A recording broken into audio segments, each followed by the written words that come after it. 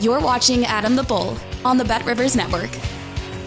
Welcome, everybody, to the latest edition of the Bullpen with Adam the Bull, brought to you by Bet Rivers. Make sure you're using the Bet Rivers app for all your gambling needs. All sports, they've got you covered. Hopefully you didn't bet on the Cavaliers on Thursday night, because that was an embarrassment. We'll get to that in a minute. But Bet Rivers right now is offering oh-so-close parlay insurance during the NBA playoffs. Place a parlay of 4 or more legs on an NBA playoff game each day. You get part of your stake back in bonus bets if you're exactly 1 leg shot of hitting your parlay. So if you made a 5-leg parlay on the Cavs game and you hit 4 out of the 5, well, there you go. You get that insurance. It's beautiful. The insurance is valid on your first NBA parlay of the day. See the Bet Rivers app, which we're using all the time, for more details and to see how much stake back you're eligible for. All right, let's just jump right into it. I was worried about the Cavs today. We wanted to know what this team was made of. You knew that Orlando at home was going to be a different team. There was a reason, even though the Cavs won the first 2 games easily, that we had at Bet Rivers as the Magic is a 2-point favorite in this game. And that's because you can't judge what you think is going to happen based on what happened the game before when you switch sites. And the extra guys, are usually a lot better at home, and that's exactly what happened in this game. In fact, it was a total disaster for the Cavaliers. They got off to an okay start, and then it just completely fell apart. The final score is an embarrassing 121-83, but in the end, I still feel like the Cavs will bounce back Saturday night and win Game 4. As bad as it was, I really do. I said today they'd lose Game 3. Obviously, I picked the Magic to win this series in 5 when the series started, but I now think the Cavs are going to win in 5. Even as bad as it was today, I think they'll bounce back. But this obviously was just a beyond embarrassment of a game. The Cavs were down 10 at the end of the first quarter, 16 at the end of the half, and then they got destroyed in the third quarter, and that was that. 121-83, the final. Paolo Banchero, who was beyond unimpressive in the first 2 games of this series, was beyond impressive in this Game 3. He played just 29 minutes. He hit 50% of his 26 shots, 4 of 9 from 3, 31 points, 14 rebounds, including 7 offensive rebounds. The Cavs got destroyed on the glass in this game, 37-27. Cavaliers had 5 total offensive rebounds in this game. Paolo Banchero had 7 by himself.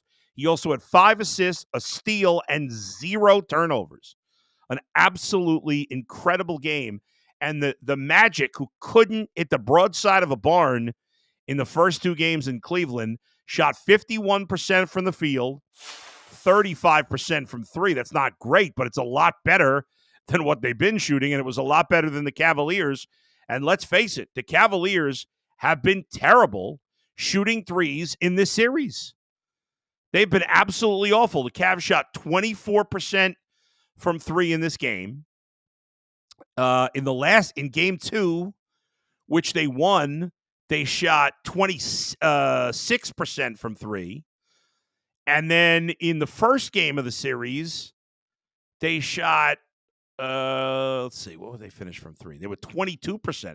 So the Cavs are shooting under 30% in this series from 3. It's just been abysmal. And we talked about this heading into the game today on UCSS. We talked about it on the Bullpen Live. The Cavs had won those first 2 games, playing very good defense, and the fact that Orlando couldn't shoot. But their offense was not very good.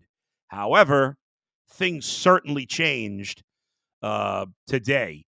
The Orlando Magic, in the 3 games, the Orlando Magic offensively today played the best game of the 6 games.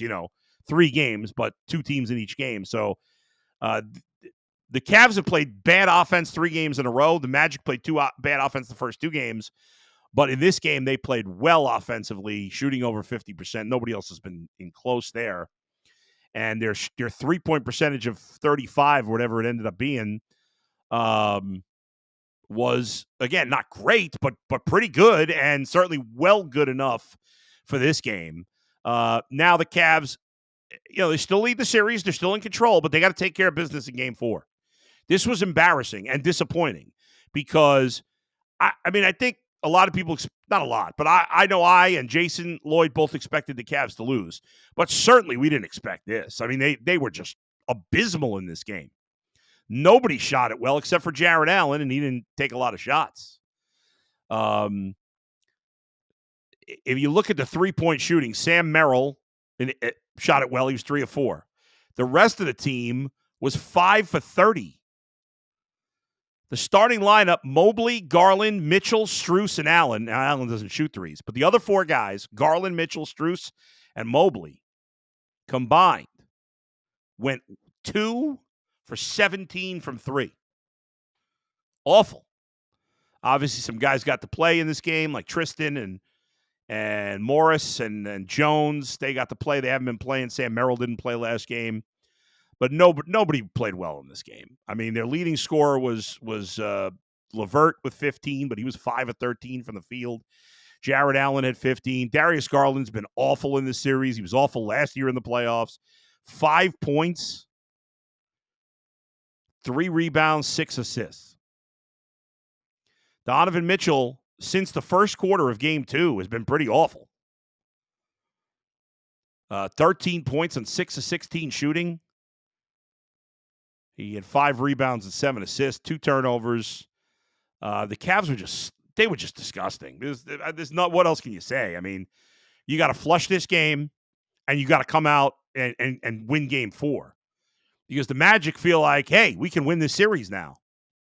And a loss is one thing, but to get humiliated like that, the Cavs have to come out strongly and win game 4. You don't want this coming back to Cleveland 2-2. Now, even if it is 2-2 coming back to Cleveland, the Cavs are still in the advantage spot because they'd have 2 of the final 3 at home. But you want to take care of business here. You want to win game 4 on Saturday and then try to end the series next week in game 5. But you just got to flush it. If I'm the Cavs, I'm not even watching the video. The game was just an absolute disgrace. One other thing I wanted to hit on is the NFL draft, which is going on as I record this. But at the moment, we're through 15 picks. By the time you hear this, it'll be done. Not done, but the first round will be done. But 6 quarterbacks drafted in the first 12 picks, and through the first 14 picks in the draft were all offensive players. The first defensive player came off the board to the Colts at 15. But which is stunning, but 6 quarterbacks in the first 12 picks. Just crazy. Obviously, we knew Caleb Williams was going to go 1. Jaden Daniels goes 2 to Washington. Drake May goes 3 to the Patriots. Michael Penix Jr. goes 8 to Washington. I think that was a big surprise. J.J. McCarthy, 10 to Minnesota. They traded up for him. And even a bigger shock, the Broncos at 12 took Bo Nix. I forgot Michael Penix. That wasn't, I'm sorry. I said Michael Penix went to Washington. Michael Penix was drafted by the Falcons.